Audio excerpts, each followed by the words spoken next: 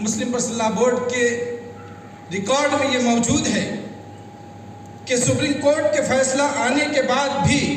انہوں نے اس چیز کو تسلیم نہیں کیا اور فون پر برجستہ یہ کہا کہ مولانا یاد رکھیے کہ اگر محمد ولی رحمانی اس فیصلے کو مان لیتا ہے تو خدا کے یہاں کیا جواب دے گا، اور غیروں کی نگاہ میں پورے ملک میں مسلم پرسنل لا بورڈ کا کیا پیغام جائے گا کہ مسلمانوں نے خود اس فیصلے کو تسلیم کر لیا اور مسجد جو خدا کا گھر ہے اس زمین کو مندر کے حوالے کر دیا۔ جناب ذاکر بلیغ صاحب اور ان کے رفیق کار پروفیسر صفدر امام قادری صاحب کا شکریہ ادا اس لیے کرنا چاہتا ہوں کہ سیمینار تو حضرت کے انتقال کے بعد کئی سارے ہوئے، لیکن سیاسی بصیرت پر یہ پہلا سیمینار ہے، اس لیے میں ان کا شکریہ ادا کرنا چاہتا ہوں۔ ابھی آپ نے اس دوران کئی سارے مقالات سنے اور حضرت کے انتقال کے بعد سیمینار کئی سارے ہوئے، لیکن میں آپ کے سامنے ایک بات اور گوش گزار یہ کرنا چاہتا ہوں کہ اس دوران حضرت کی سیاسی بصیرت اور ان کی ادبی خدمات، ان کے سماجی کردار کی حیثیت سے مضمون نویسی کا انعقاد کیا گیا تھا۔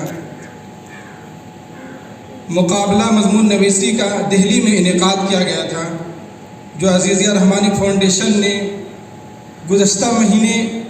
5 فروری کو تقسیم جلسہ انعام دہلی کے اندر رکھا، اور جن لوگوں نے اس موقع پر مضمون لکھا ان لوگوں کو انعام سے نوازا گیا، اور اس میں جو اول پوزیشن آئے تھے ان کا مضمون اس کتاب کے اندر شامل کیا گیا ہے۔ میں اپنا مقالہ اس لیے نہیں پڑھوں گا کہ کتابی شکل میں آپ کے سامنے موجود ہے،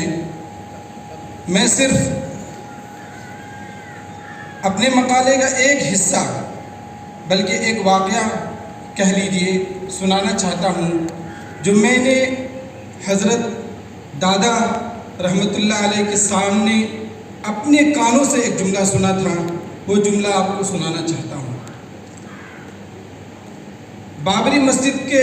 فیصلے کا وقت آ چکا تھا اور اس کا فیصلہ سپریم کورٹ سے دے دیا گیا تھا۔ پورے ملک میں یہ چرچا تھا کہ بابری مسجد کا فیصلہ آ ہی چکا ہے، اور جب سپریم کورٹ نے یہ فیصلہ دے دیا ہے تو اب مسلم پرسنل لا بورڈ کے ذمہ داران کو بھی اس فیصلے کو تسلیم کر لینا چاہیے۔ میں حضرت کے سامنے بیٹھا ہوا تھا، اتفاقاً اسی وقت گھنٹی بجی اور مجھے اندازہ یہ ہوا کہ مسلم پرسنل لا بورڈ کے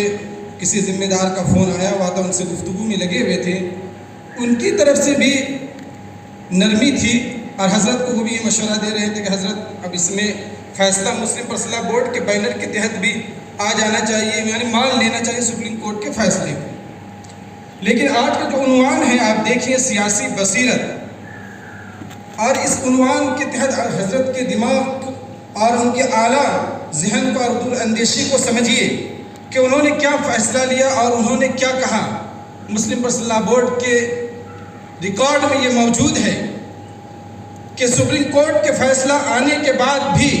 انہوں نے اس چیز کو تسلیم نہیں کیا اور فون پر برجستہ یہ کہا کہ مولانا یاد رکھیے کہ اگر محمد ولی رحمانی اس فیصلے کو مان لیتا ہے تو خدا کے یہاں کیا جواب دے گا، اور غیروں کی نگاہ میں پورے ملک میں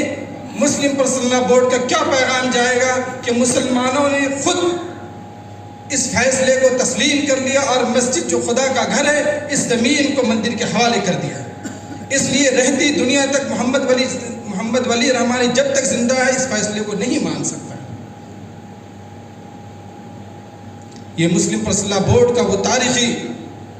فیصلہ تھا ایک جنرل سیکریٹری کی حیثیت سے محمد ولی رحمانی نے دیا تھا، جو بندہ ناچیز کے کانوں نے خود سنا، جو آپ کے سامنے یہ بیان کیا۔ تو محمد ولی رحمانی کی سیاسی بصیرت کا اندازہ اس سے لگایا جا سکتا ہے۔ بس اسی واقعے کے ساتھ میں اپنی بات کو ختم کرتا ہوں اور تمام ذمہ داران کا شکریہ ادا کرتا ہوں، خاص طور سے اس مجلس کے روح رواں اور صدر ذی وقار عالی جناب حضرت مولانا محمد فیصل رحمانی صاحب کا، امیر شریعت بہار اڑیسہ جھارکھنڈ کا، کہ انہوں نے ہم لوگوں کو اس موقع پر جمع کرنے کا موقع دیا ہے اور ان کی سرپرستی میں ہم لوگ یہاں سامنے موجود ہیں۔ اللہ تبارک و تعالی حضرت مولانا ولی رحمانی کے چھوڑے ہوئے کام کو ان کے ذریعے سے پورا اور مکمل کرائے، آمین۔ وآخر دعوانا الحمدللہ رب العالمین۔